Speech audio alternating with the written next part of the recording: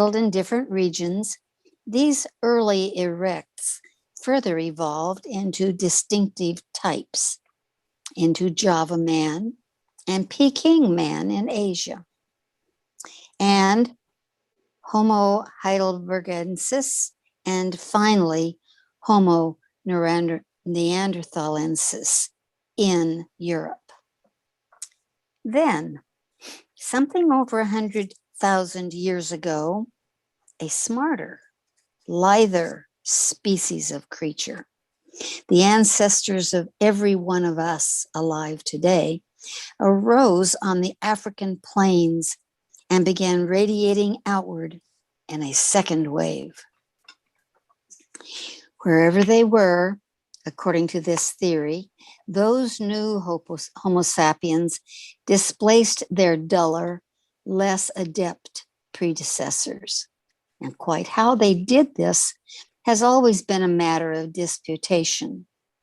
No signs of slaughter have ever been found, so most authorities believe the newer hominids simply outcompeted the older ones, though other factors may also have contributed. Or perhaps we gave them smallpox, suggests Tattersall. There's no real way of telling. The one certainty is that we are here now and they aren't. Okay. These first modern humans are surprisingly shadowy. We know less about ourselves, curiously enough, than about almost any other line of hominids. It's an odd indeed, as Tattersall notes, that the most recent major event in human evolution, the emergence of our own species, is perhaps the most obscure of all. Nobody can even quite agree where truly modern humans first appear in the fossil record. Many books place their debut as about 120,000 years ago in the form of remains found at the Classes River mouth in South Africa. But not everyone accepts that these were fully modern people. Tattersall and Schwartz maintain that whether any or all of them actually represent our species still awaits definitive clarification. The first undisputed appearance of Homo sapiens is in the Eastern Mediterranean, around modern-day Israel, where they begin to show up about 100,000 years ago. But even there,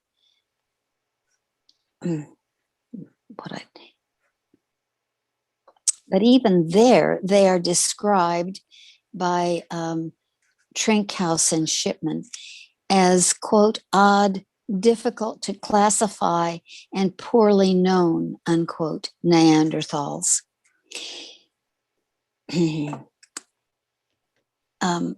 Poorly known, period. I'm sorry. I don't know why I'm having trouble with my punctuation today. Neanderthals were already well established in the region, and they had a type of toolkit known as a musterian, which the modern humans evidently found worthy enough to borrow. No Neanderthal remains have ever been found in North Africa, but their toolkits turn up all over the place. Somebody must have taken them there. Modern humans are the only candidate, and it's also known that Neanderthals and modern humans coexisted in some fashion for tens of thousands of years in the Middle East. We don't know if they time shared the same space or actually lived side by side, Tattersall says. But the moderns continued happily to use Neanderthals' tools, hardly convincing evidence of overwhelming superiority. I see that, I want it. It's mine. No less curiously, Our Chilean tools are found in the Middle East well over 1 million years ago, but scarcely exist in Europe until just 300,000 years ago. Again, why people who had the technology didn't take the tools with them is a mystery. For a long time, it was believed that the Cro-Magnons, as modern humans in Europe became known, drove the Neanderthals before them as they advanced across the continent, eventually forcing them to the western margins, where essentially they had no choice but to fall in the sea or go extinct. It's such a funny. Yeah, really, they're gone. They're gone. We know that. In fact, it's now known that Cro-Magnons were in the far west of Europe at about the same time. They were also coming in from the east. Europe was a pretty empty place in those days, Tattersall says. They may not have encountered each other at all, or even that often, even with all their comings and goings. One curiosity of the Cro-Magnons' arrival is that it came at a time known to paleoclimatology as the Bouteiller interval. Bouteiller interval, when Europe was plunging from a period of relative mildness into yet another long spell of punishing cold. Whatever it was that drew them to Europe, it wasn't the glorious weather.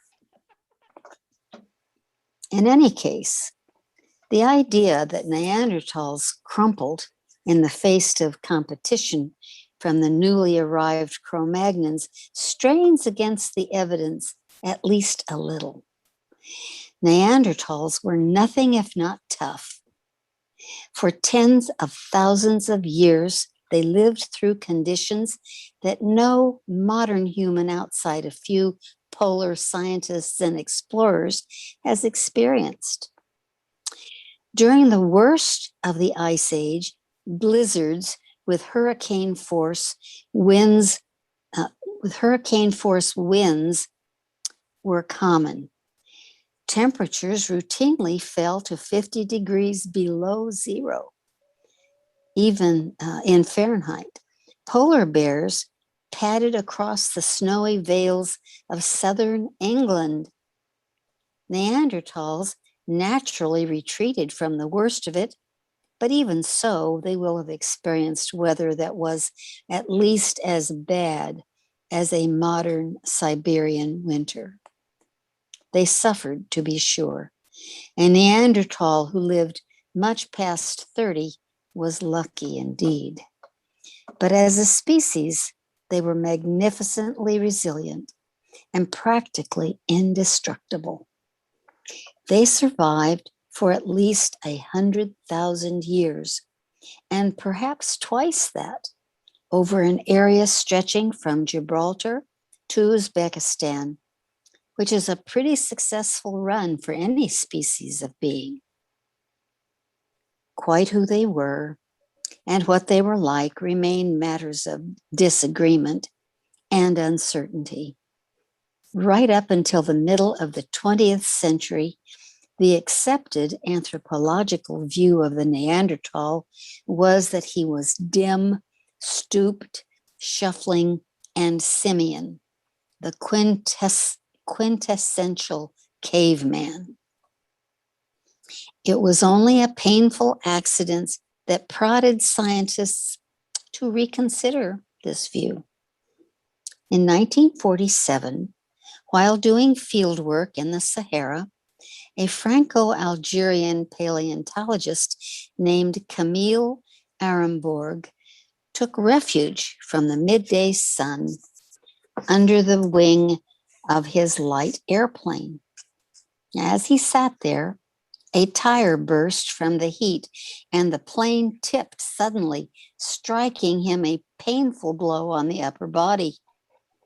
Later in Paris, he went for an x-ray of his neck and noticed that his own vertebrae were aligned exactly like those of the stooped and hulking Neanderthal. Either he was physiologically primitive or Neanderthal's posture had been misdescribed. Oh, let's call him physiologically primitive. Oh, dear.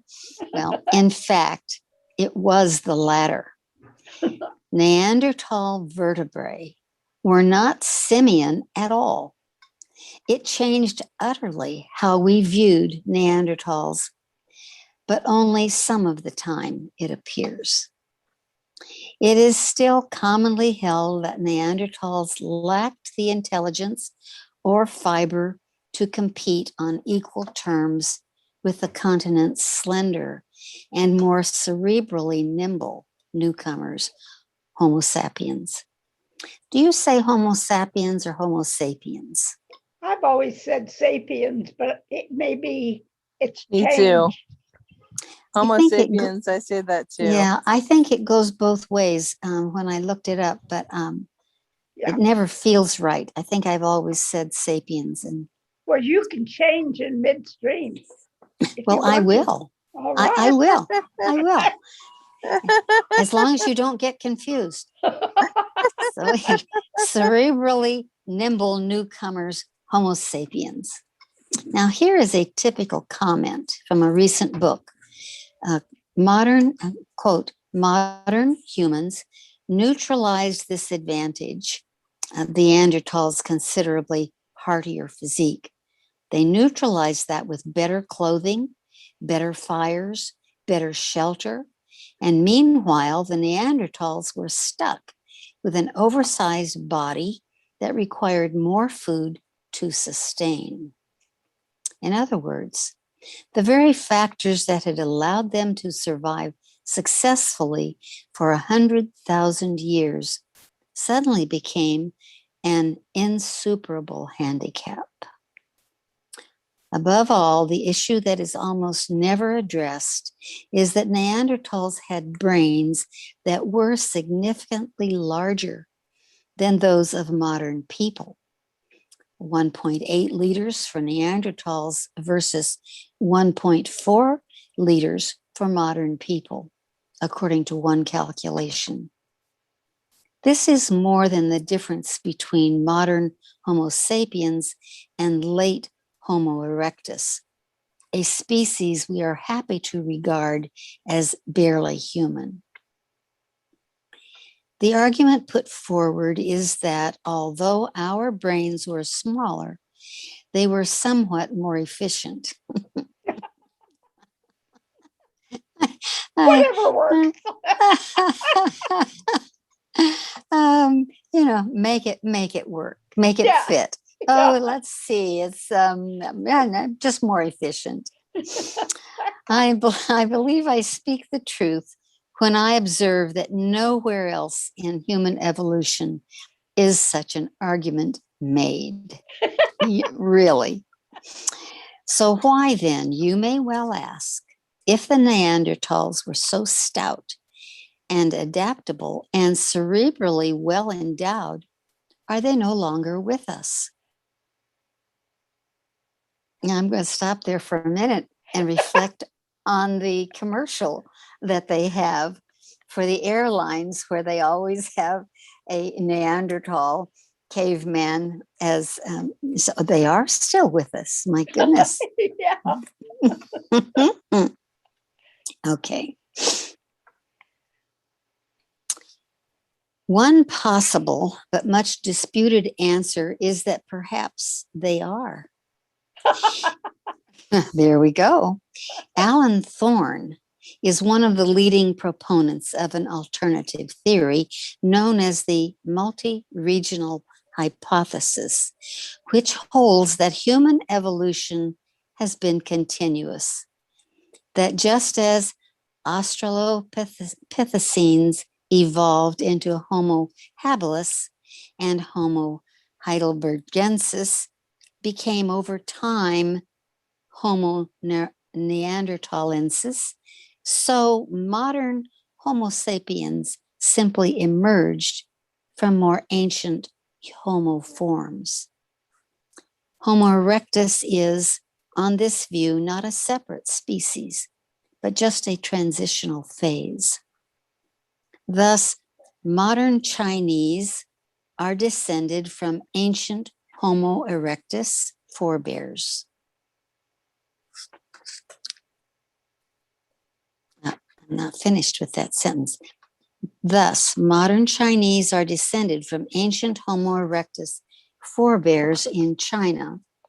More modern Europeans from ancient European Homo erectus, and so on. They just keep going. Except that for me, there are no Homo erectus, says Thorne. I think it's a term which has outlived its usefulness. For me, Homo erectus is simply an earlier part of us. I believe only one species of humans has ever left Africa, and that species is Homo sapiens.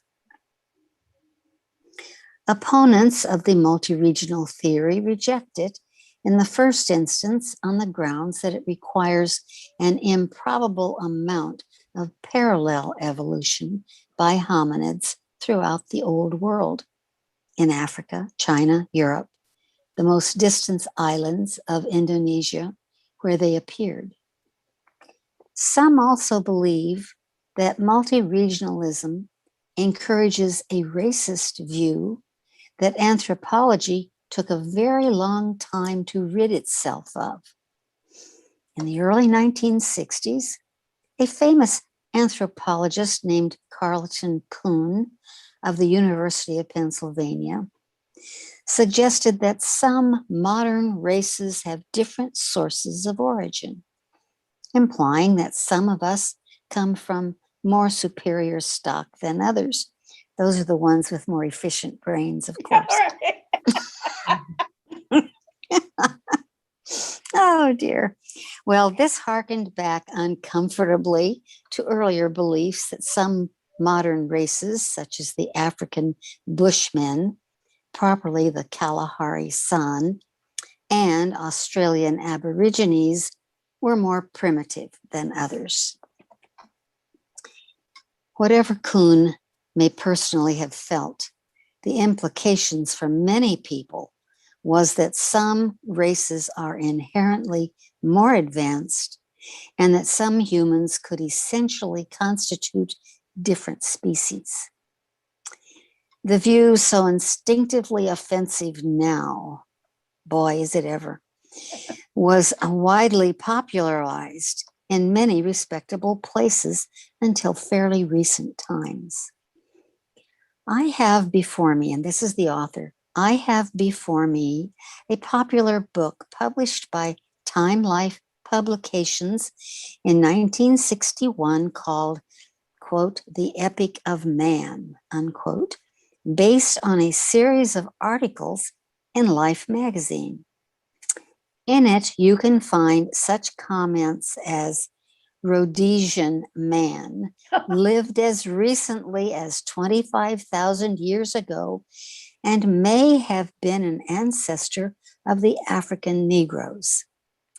His brain size was close to that of Homo sapiens.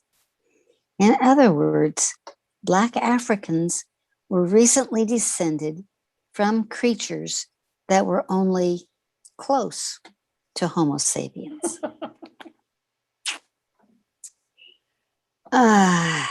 And it goes on today. Isn't that incredible? Yeah.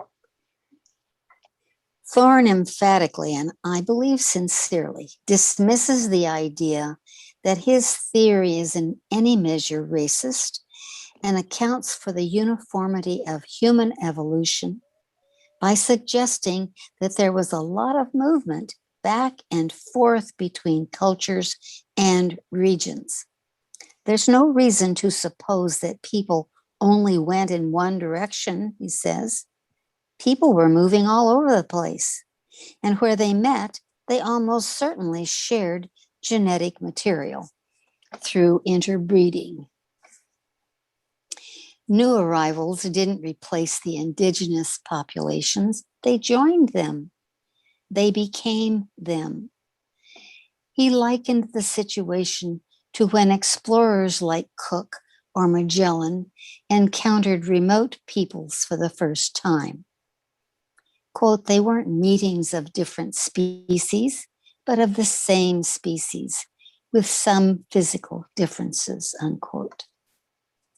What you actually see in the fossil record, Thorne insists, is a smooth, continuous transition. There's a famous skull from Petrolona in Greece, dating from about 300,000 years ago, that has been a matter of contention among traditionalists because it seems in some ways Homo erectus, but in other ways Homo sapien. Well, what we say is that this is just what you would expect to find in species that were evolving rather than being displaced. So then maybe those that they thought they drove off the end of the earth into the sea or became extinct simply evolved into those that were moving along. Yes. Interesting. Yeah, instead of pushing them off the cliff, they had sex. Oh my God. Oh, yes. Oh, yes. One thing that would help to resolve matters would be evidence of interbreeding. Evidence of sex. Yes. But that is Is not there at any all. evidence? No, it's not easy to prove or Just disprove. progeny. Just progeny. Yeah, you can't prove it or disprove it from fossils. In 1999, archaeologists in Portugal found the skeleton of a child about 4 years old that died 24,500 years ago. The skeleton was modern overall, but with certain archaic, possibly Neanderthal characteristics. Unusually sturdy leg bones, teeth bearing a distinctive shoveling pattern. And though not everyone agrees, an indentation at the back of the skull called a supraaniac fossa, a feature exclusive to Neanderthals. Eric Trinkhaus of Washington University in St. Louis, the leading authority on Neanderthals, announced that the child would be a hybrid, proof that modern humans and Neanderthals interbred. Others, however, were troubled that the Neanderthal and modern features weren't more blended. As one critic put it, if you look at a mule, you don't have the front end looking like a donkey and the back end looking like a horse. Da. Ian Tattersall declared it to be nothing more than a chunky modern child. I love that. Oh dear. He accepts that they may well have been some hanky-panky between Neanderthals and moderns, but doesn't believe it could have resulted in reproductively successful offspring. I'm going to read from this footnote. One possibility is that Neanderthals and Cro-Magnons had different numbers of chromosomes, a complication that commonly arises when species that are close but not quite identical conjoin. In the equine world, for example, horses have 64 chromosomes, and donkeys have 62.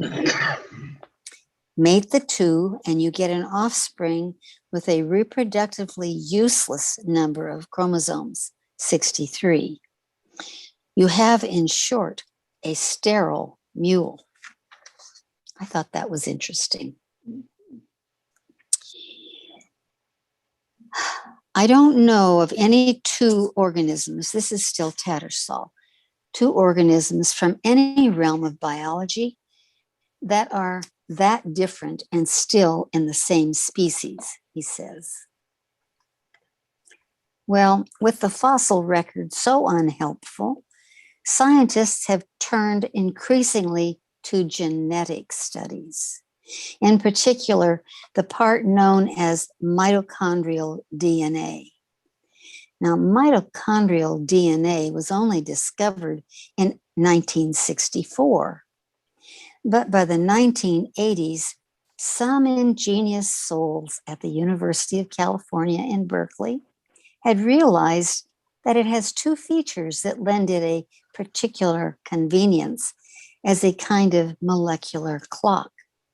It's only passed on through the female line, so it doesn't become scrambled with paternal DNA with each new generation.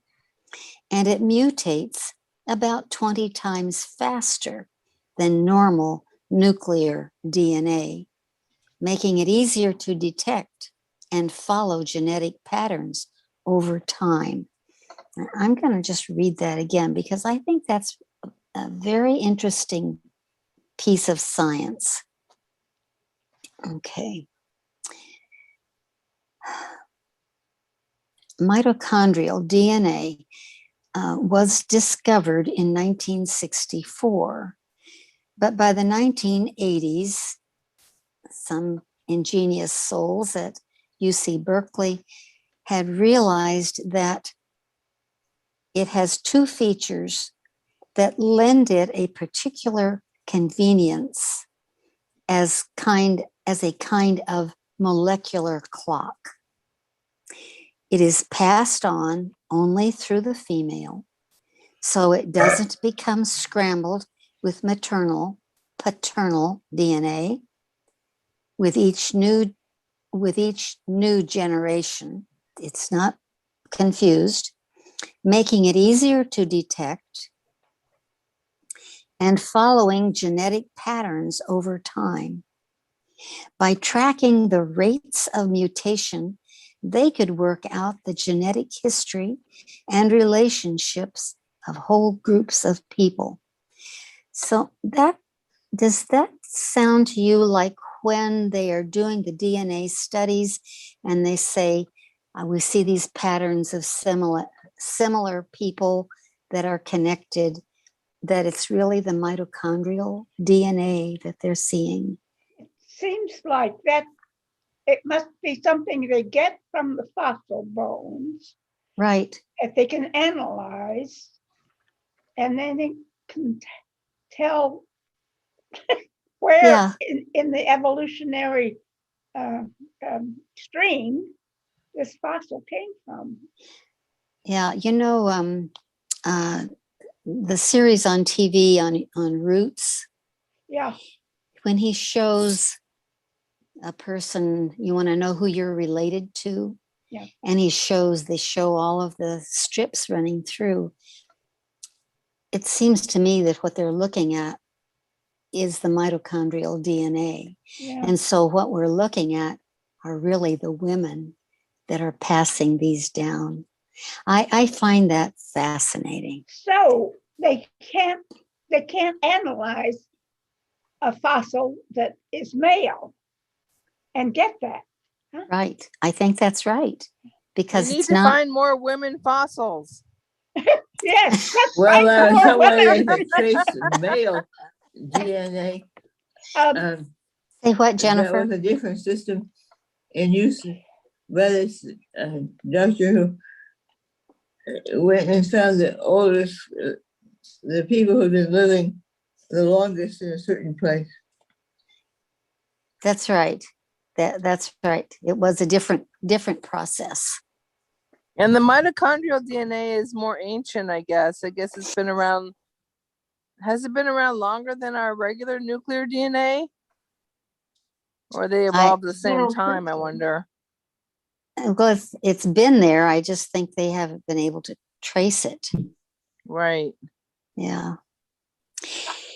Well, in 1987, the Berkeley team, I have to go back to that piece. Is this The- Berkeley team? Are they part of your?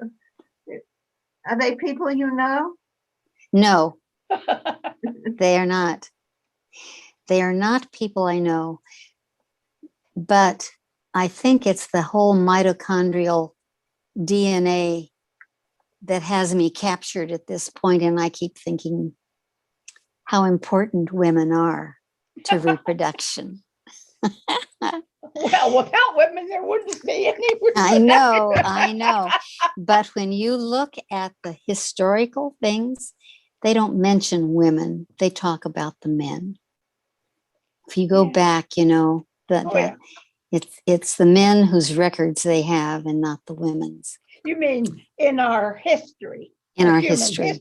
not Right. not the archaeological history. No, human in our history. Not just ours, but world history. Mhm. Well, moving Well, on. guess In who- 19 Guess who writes the history? well oh are those the one who are more efficient? No, they're bigger and stronger. Bigger and stronger. In 1987, the Berkeley team, led by the late Alan Wilson, did an analysis of mitochondrial DNA from 147 individuals and declared that the rise of anatomically modern humans occurred in Africa within the last 140,000 years. And that, quote, all present day humans are descended from that population. Well, that was a serious blow to the multi-regionalists. But then people began to look a little more closely at the data. One of the most extraordinary points, almost too extraordinary to credit, really, was that the Africans used in the study were actually African Americans whose genes had been obviously subjugated to considerable mediation in the past few hundred years. Doubts also soon emerged from assumed rates of mutations. Well, by 1992, that study was largely discredited, but the techniques of genetic analysis continued to be refined. And in 1997, scientists from the University of Munich managed to extract and analyze some DNA from the arm bone of the original Neanderthal man. And this time, the evidence stood up. The Munich study found that the Neanderthal DNA was unlike any DNA found on Earth now, strongly indicating that there was no genetic connection between Neanderthals and modern humans. And now this really was a blow to multi-regionalism. It's like, oh no. Then in the late 2000, book Nature, magazine Nature, and other publications reported on a Swedish study of the mitochondrial DNA of 53 people, which suggested that all modern humans emerged from Africa within the past 100,000 years and came from a breeding stock of no more than 10,000 individuals. Soon after, Eric Lander, director of the Whitehead Institute, Massachusetts Institute of Technology Center for Genome Research, announced that modern Europeans, and perhaps people farther afield, are descended from no more than a few hundred Africans who left their homeland as recently as 25,000 years ago. As we have noted elsewhere in the book, modern human beings show remarkably little genetic variability. There's more diversity in one social group of 55 chimps than in the entire human population, as one authority has put it. And this would explain why. Because we are recently descended from a small founding population, there hasn't been time enough or people enough to provide a source of great variability. Well, it seemed a pretty severe blow to multi-regionalism. Quote, after this, a Penn State academic told the Washington Post, quote, people won't be too concerned about the multi-regional theory, which has very little evidence, unquote. But all of this overlooked the more or less infinite capacity for surprise offered by the ancient Mungo people of Western New South Wales. In early 2001, Thorne and his colleagues at the Australian National University reported that they had recovered DNA from the oldest of the Mungo specimens, now dated at 62,000 years, and that this DNA proved to be genetically distinct. The Mungo man, according to these findings, was anatomically modern, just like you and me, but carried an extinct genetic lineage. His mitochondrial DNA is no longer found in living humans, as it should be if, like all other modern people, he was descended from people who left Africa in the recent past. Oh, it turned everything upside down again, says Thorne, with undisguised delight. They love it. They love it. I mean, all scientists love discourse, you know, it gets their juices going. Then other, even more curious anomalies began to turn up. You know, Rosalind Harding, a population geneticist at the Institute of Biological Anthropology in Oxford, while studying beta globin genes in modern people, found two variants that are common among Asians and the indigenous people of Australia, but hardly exist in Africa. The variant genes, she is certain, arose from more than 200,000 years ago, not in Africa, but in East Asia, long before modern Homo sapiens reached that region. The only way to account for them is to say that the ancestors of people now living in Asia included archaic hominids, Java man, and the like. Interestingly, this same variant gene, the Java man gene, so to speak, turns up in modern populations in Oxfordshire. Oxfordshire. So this is leaving everyone very confused, including the author. Confused. I went to see Harding at the Institute, which inhabits an old brick villa on Banbury Road in Oxford, and more or less the neighborhood where Bill Clinton spent his student days. Harding is a small and chirpy Australian from Brisbane originally, with a rare knack for being amused and earnest at the same time.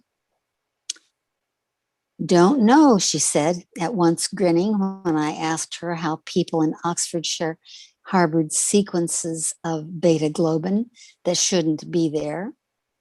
Quote, on the whole, she went on more somberly, the genetic record supports the out of Africa hypothesis. But then you find these anomalous clusters, which most geneticists prefer not to talk about. Oh dear. There's huge amounts of information that would be available to us if only we could understand it, but we don't. We've barely begun. And she refused to be drawn out on what the existence of Asian origin genes in Oxfordshire tells us, other than that the situation is clearly complicated. All we can say at this stage is that it's very untidy, and we don't really know why. At the time of our meeting in early 2002, another Oxford scientist named Brian Sykes had just produced a popular book called, quote, The Seven Daughters of Eve, unquote, in which, using studies of mitochondrial DNA, he had claimed to be able to trace nearly all living Europeans back to a founding population of just 7 women. There must have been a man somewhere. But you're not going to find it in that mitochondrial DNA. He claimed that these women were that these went back to a founding population of just 7 women, the daughters of Eve of the title, who lived between 10,000 and 45,000 years ago in the time known to science as the Paleolithic era. To each of these women, Sykes had given a name: Ursula, Xenia, Jasmine, and so on, and even a detailed personal history. Ursula was her mother's second child. The first had been taken by a leopard when he was only 2. He has such a wonderful imagination, don't you think? When I asked Harding about the book, she smiled broadly but carefully, as if not quite certain where to go with her answer. Well, I suppose you must give him some credit for helping to popularize a difficult subject, she said, and paused thoughtfully. And there remains the remote possibility that he's right. And then she laughed and went on more intently. Data from any single gene cannot really tell you anything so definitive. If you follow the mitochondrial DNA backwards, it will take you to a certain place, to an Ursula or Tara or whatever. But if you take any other bit of DNA, any gene at all, and trace it back, it will take you someplace else altogether. It was a little, I gathered, like following a road randomly out of London and finding that eventually it ends at John O'Groats, and concluding from this that anyone in London must therefore have come from the north of Scotland. They might have come from there, of course, but equally they could have arrived from any of hundreds of other places. So in this sense, according to Harding, every gene is a different highway, and we have only barely begun to map the routes. No single gene is ever going to tell you the whole story, she said. So genetic studies aren't to be trusted? Oh, you can trust the studies well enough. generally speaking. What you can't trust are the sweeping conclusions that people often attach to them. She thinks out of Africa is probably 95% correct, but adds, I think both sides have done a bit of a disservice to science by insisting that it must be one thing or the other. Things are likely to turn out to be not so straightforward as either camp would have you believe. The evidence is clearly starting to suggest that there were multiple migrations and dispersals in different parts of the world, going in all directions and generally mixing up the gene pool. And that's never going to be easy to sort out. Just this time, there were also a number of reports questioning the reliability of claims concerning the recovery of very ancient DNA. An academic writing in Nature had noted how a paleontologist, asked by a colleague whether he thought an old skull was varnished or not, had licked its top and announced that it was.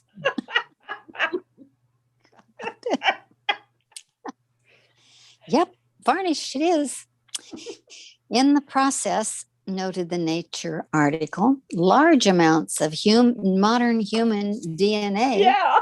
would have been transferred to that skull, rendering it useless for future study. I asked Harding about this.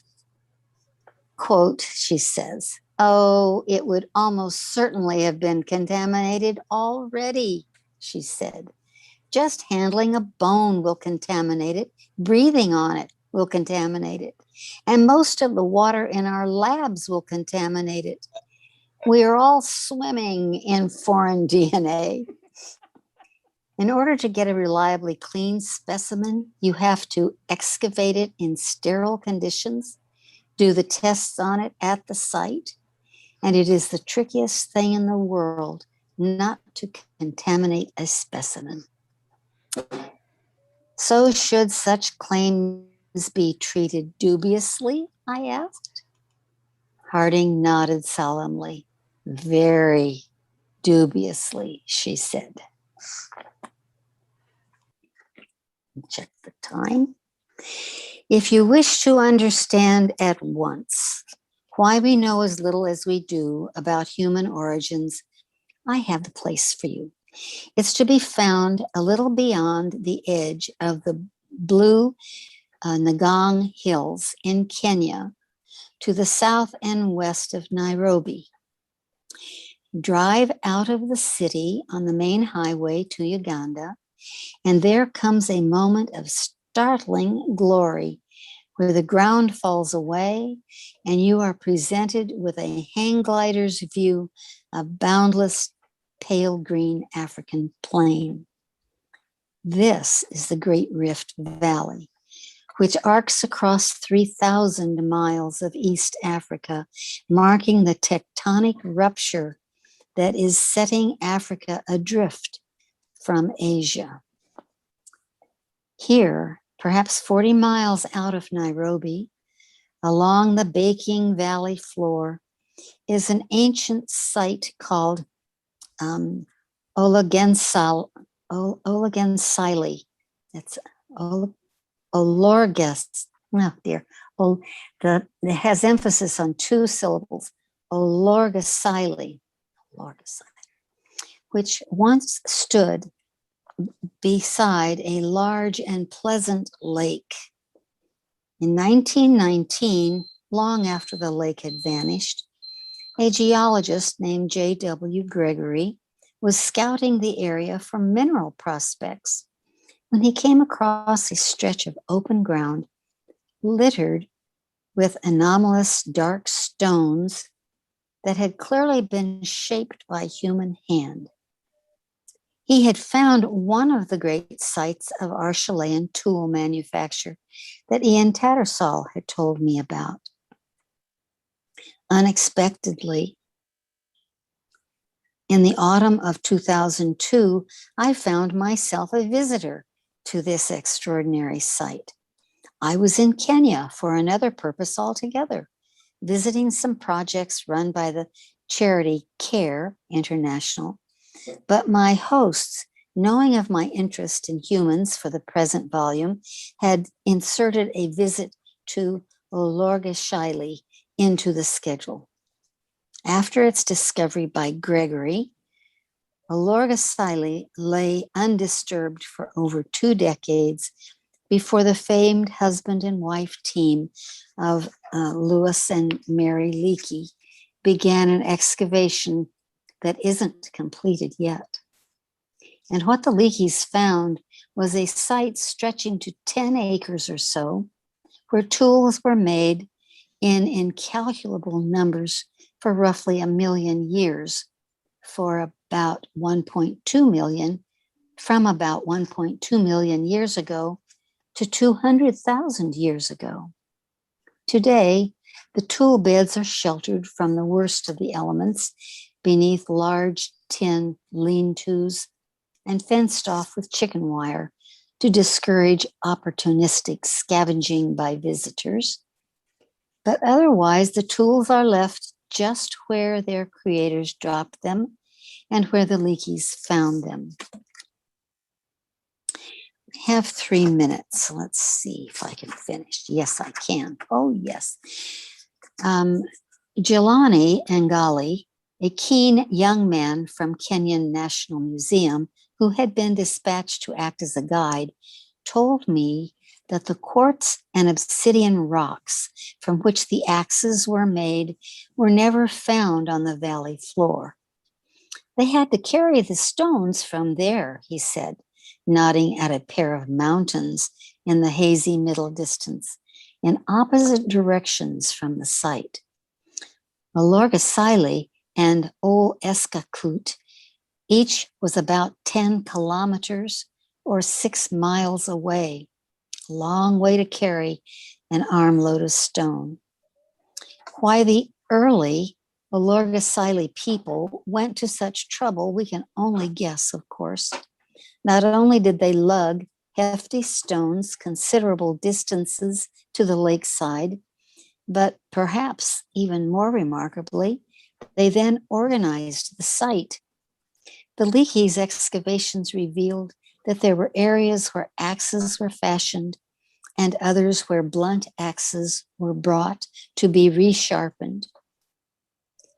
Olorgesailie was, in short, a kind of factory, one that stayed in business for 1 million years.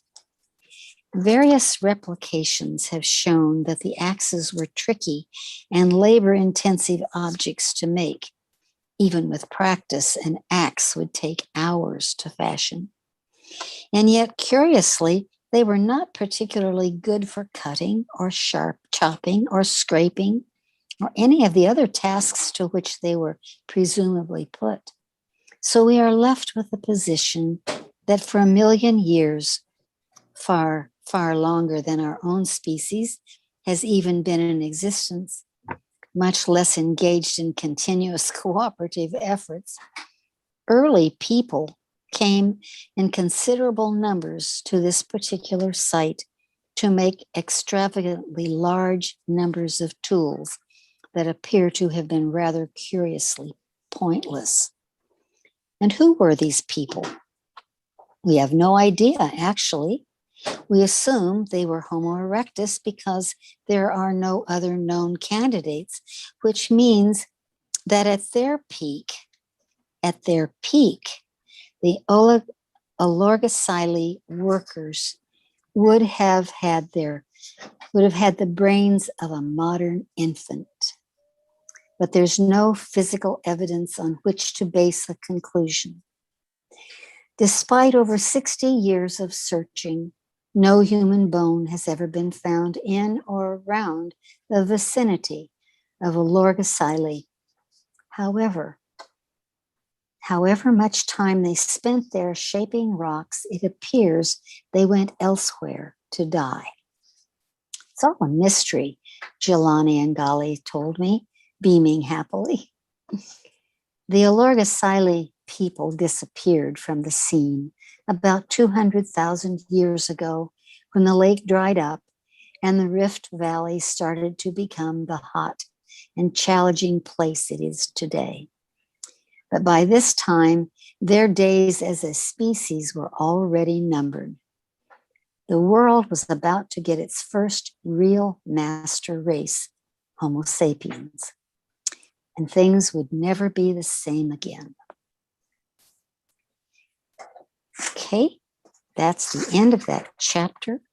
It's 2:01. Whew, made it. I'd like to mention, some years ago, I went to Ethiopia, and one of the places we went, it was a very difficult place to get to, tiny mountain roads, was a town where people went to die. Oh my. And there was a cave where they preferred to die, and you had to be very careful walking around that cave because you might step on a skull. Oh, sure. Wow. Wow. But these Yeah. other people may have had similar habits, that there That's was right. a place. Right. A cave up in the mountains or whatever. Sure. It seemed to be a common practice in more modern people even to wander off so that they died somewhere else. Yeah. Okay, next week our chapter title is Goodbye. And it is the last chapter in the book. And I'm sure we will finish it next week. And then you'll have an opportunity to take a look at the new Garden Gate and see if you're interested in either of the two books that I think you would find interesting. I'm finding them interesting. I'm not getting them confused with each other. So Do you have a favorite? I do,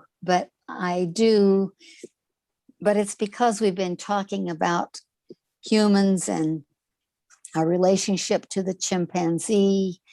And this book is about animals and their emotions. And it starts with a chimpanzee. That's my favorite.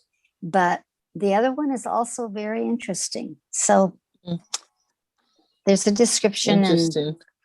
and I hope the same audience agrees and comes back when we start again. We will be there. And we'll start in June, probably the second week in June. Second week in June. I think so. Gail. Yes, thank you for coming. I appreciate all of Thank you. you. Thank you, Mama. Thank you for the input. I think whatever we add to this story is fascinating, is really good. Yeah. Thank you. Bye-bye. Bye.